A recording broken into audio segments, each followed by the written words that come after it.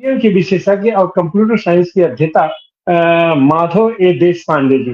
माधव देशपांडे जी, लोकतंत्र तो विश्वसनीयता का है, लेकिन जिस तरीके से पूरी उसकी अवहेलना की जा रही है, धज्जियां उड़ाई जा रही है और हमसे सीधा-सीधा जो हमारा सबसे बड़ा संवैधानिक अधिकार है, चुनने का अधिकार और चुनवाने का अधिकार, और उस पर इस तरीके से ग्रहण रखता चला जा रहा है, तो इसका क्या समाधान हो सकता है? आप इसको कैसे देखते हैं? देश पांडे जी, अनम्यूट कीजिए, अनम्यूट कीजिए। सब लोगों को जी। नमस्ते, धन्यवाद मुझे बुलाने के लिए। हम पहले भी जैसे कह रहे हैं सितंबर से कि ये ईवीएम के मशीन में जो धांधली है, वो जिसको हम अंग्रेजी में मैनिपुलेशन कहते हैं, वो ज़रूर हो सकती है और उसकी सबसे ज़्यादा गुंजाइश ये वीवीपैट से जब सिग्नल कंट्रोल यूनिट को जाता है वापस, पहले कंट्रोल यूनिट बोलता है वीवीपैट को कि ये पर्ची छापो और मुझे बताओ, यहाँ तक सब ठीक है। जब वो जब वीवीपैट बताता है तब धांधली की पूरी संभावना है। और आज आपने शायद पढ़ा होगा, अभी दोपहर को आया है कि सुप्रीम कोर्ट ने जो निर्णय दिया था जस्टिस खन्ना और जस्टिस दत्ता के बेंच ने, उसके रिव्यू की पिटीशन आज दाखिल करी है। और उसमें यही जो मैं सितंबर से बोल रहा हूँ, those exact words they have used, कि ये जो है, ये जो निर्णय दिया था उसमें डेटा के बारे में कुछ बात ही की गई नहीं है।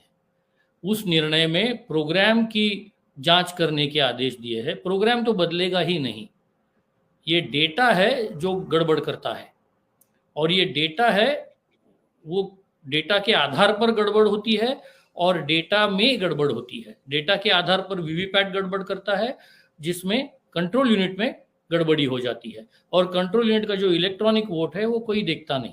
इसलिए वीवीपैट, एक और चीज देखिए, गोल्डन स्टैंडर्ड जो है डेमोक्रेसी का, ग्लोबली एक्सेप्टेड, उसमें 3 चीजें बोली गई है कि मेरा जो वोट है वो जैसे मैं चाहूं वैसे मैंने दे सकना है।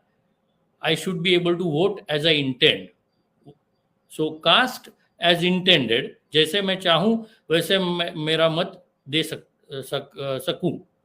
दूसरा, जो जैसे मैंने दिया है वैसे ही वो रिकॉर्ड हो जाए, ये दूसरा कंडीशन है। और तीसरा है, जैसे वो रिकॉर्ड किया गया वैसे ही वो गिना जाए। अभी अपने ईवीएम के सिस्टम, ईवीएम में से आधारित जो इलेक्ट्रॉनिक सिस्टम बनी है, उसका अगर थोड़ा सोचें हम, तो ऐसा होता है कि हम जब बैलेट यूनिट पे बटन दबाते हैं और वो एलईडी लगता है, तब मेरा वोट जैसे मैं चाहूं वैसे दे रहा हूं, इसका मुझे अंदाजा होता है। क्योंकि वो जो बटन, जो लाइट लगता है, वो मुझे जो चिन्ह चाहिए उसके सामने लगता है, उसके बाजू में लगता है।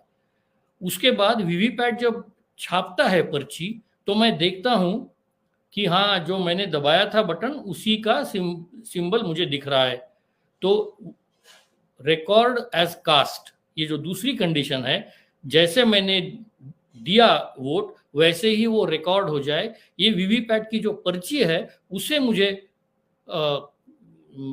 क्या बोलते हैं उसे, मैं आश्वस्त हो जाता हूं कि हाँ, ये मैंने जैसे दिया था वैसे ही रिकॉर्ड हो गया।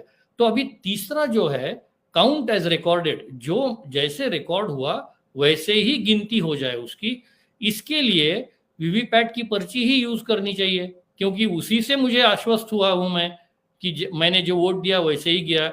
मैंने तो ये देखा ही नहीं है कि कंट्रोल यूनिट में कौन सा इलेक्ट्रॉनिक वोट स्टोर हो गया है। मैंने एप्पल दिया तो अंदर केला गया, अगर संतरा गया होगा, मुझे मालूम नहीं है। मैंने क्या देखा है एज अ वोटर, मतदाता के नाते मैंने क्या देखा, पर्ची देखी। वो पर्चियों की गिनती होनी चाहिए 100%। ये तो पहला, मेरे ख्याल से सुप्रीम कोर्ट यहाँ बहुत गलती कर रहा है।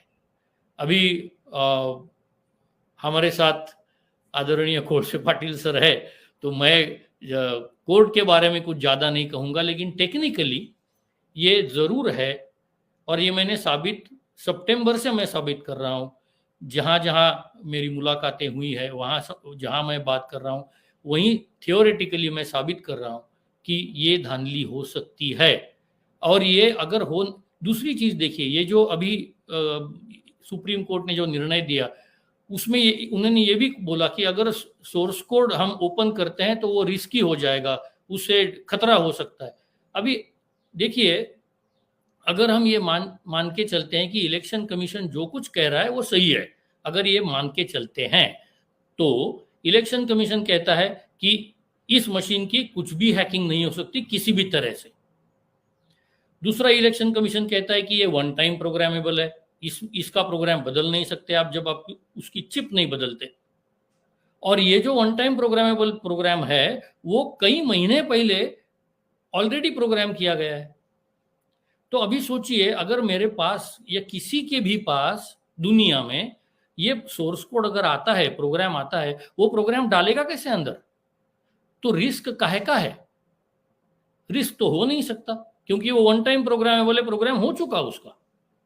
तो ये प्रोग्राम सबको दिखाने से लोगों में जो शंका है उसके बारे में लोग आश्वस्त हो जाएंगे कि हाँ, उसमें कुछ गड़बड़ी है नहीं। जैसे मैं हमेशा कहता हूं, अगर हम हलवाई की दुकान में जाते हैं और उसको पूछते हैं भैया आप कौन सा तेल यूज करते हो, और वो बताता नहीं आपको, तो आपको संदेह आता है। वो अगर बताएगा कुछ भी होगा, शायद वो आप नहीं चाहते वो तेल है, फिर भी आप आश्वस्त होते हैं, ठीक है मेरी चॉइस का तेल नहीं है, लेकिन जो कुछ है बता रहा है आदमी। जब कोई बताता नहीं है ना, ट्रांसपेरेंसी जब खत्म हो जाती है तब गड़बड़ी होती है। अभी फिलहाल प्रॉब्लम यह है, अभी जैसे आपने देखा होगा सुप्रिया सुले जी ने वो 45 मिनट का ये डाला है।